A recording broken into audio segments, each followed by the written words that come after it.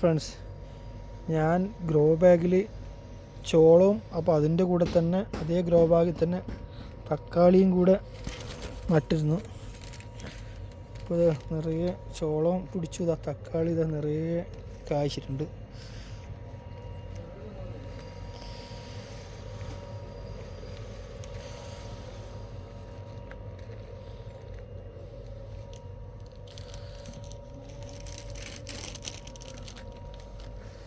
തക്കാളി ഇപ്പോൾ ഏകദേശം വിളവെടുക്കാറായിട്ടുണ്ട്.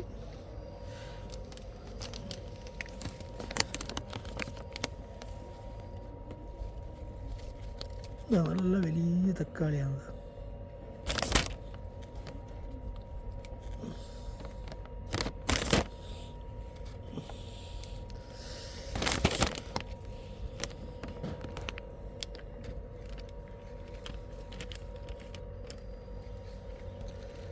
ഇതിൻ്റെ ഗുണം എന്ന് പറഞ്ഞാൽ നമുക്ക് പ്രത്യേകിച്ച് ഗ്രോ ബാഗിൽ തക്കാളിക്ക് തണ്ടിൻ്റെ ആവശ്യമില്ല. നമുക്ക് ചോളത്തിന് തന്നെ അത് പിടിച്ച് കെട്ടിക്കൊടുക്കാം.